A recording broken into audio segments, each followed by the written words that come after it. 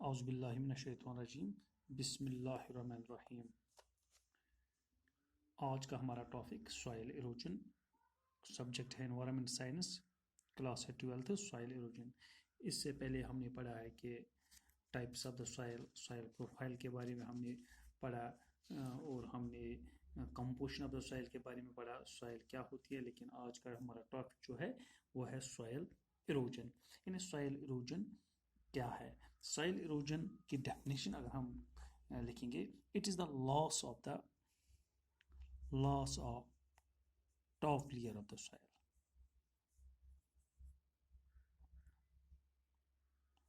loss of top layer of soil by different agencies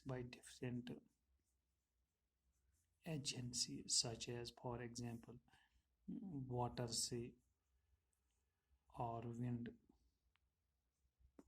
or through any other activity etc.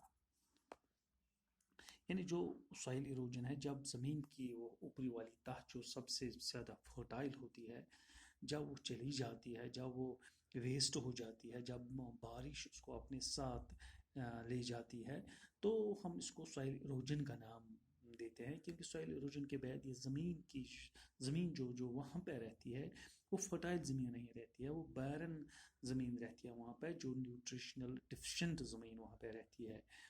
اس لیے جب soil erosion کی ہم definition دیتے ہیں تو سوائل ایروجن کی ڈیفینیشن یہ ہے، it is the loss of topmost layer of the soil by wind, water اور ایگریکلچر پریکٹسز ایٹسٹرا۔ اور اس کے کاز کیا ہے؟ It is a natural occurring phenomena, this soil erosion it is a natural occurring and slow process. یہ جلدی نہیں ہوتی ہے، بہت ہی دھیمی گتی سے یہ ٹاپسٹ لیئر آف دا سوائل ہم کھو بیٹھتے ہیں، ویری سلو پروسیس۔ اس کے کازز کیا ہے؟ کازز آف سوائل ایروجن کیا ہے؟ کازز کی اگر ہم بات کریں گے، کبھی اس میں نیچرل کازز بھی ہو سکتے ہیں اور کبھی مین میڈ کازز بھی ہو سکتے ہیں۔ مین میڈ،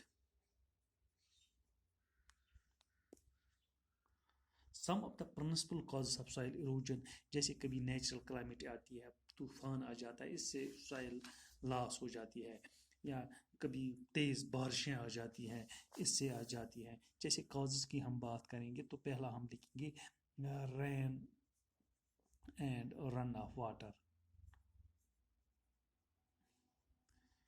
جیسے کہ جب کبھی ہاوی رین ہو جاتا ہے تو سوائل ایروجن کامن بن جاتا ہے، کیونکہ وہ اپنے ساتھ زمین جو سوائل ہوتی ہے اپنے ساتھ لے جاتی ہے۔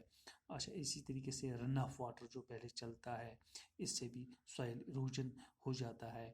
اسی کے ساتھ دوسرا کاز جو ہوتا ہے وہ ہے فارمنگ کا کاز، کیونکہ فارمنگ جب ہم کرتے ہیں، جب ہم ایگریکلچر پریکٹسز کرتے ہیں تو اس سے کیا ہو جاتا ہے؟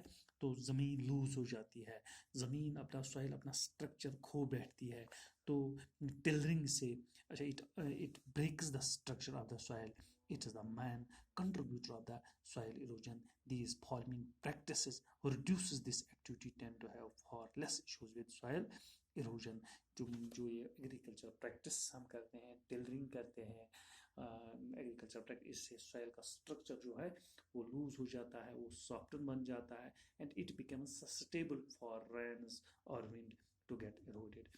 اسی کے تیسرا کاز جو ہوتا ہے اس کے سلوپ، اگر کسی جگہ سے کوئی سلوپ ہوگا، یعنی ہل سلوپ ہے، وہاں پہ جو سوائل ایروجن ہے وہ زیادہ ہو جاتا ہے، کیونکہ جو یہ رن آف واٹر ہوتا ہے وہ فاسٹر مومنٹ کے ساتھ ڈاؤن کی طرف آ جاتا ہے، تو اپنے ساتھ وہ اوپری تہ ساتھ لیتا ہے۔ اسی لیک آف ویجیٹیشن، اگر ویجیٹیشن جتنی زیادہ ہوگی اتنی کم سوائل ایروجن ہو جائے گا، لیکن اگر لیک آف ویجیٹیشن ہے، ویجیٹیشن نہیں ہے، تو سوائل ایروجن زیادہ ہوگا۔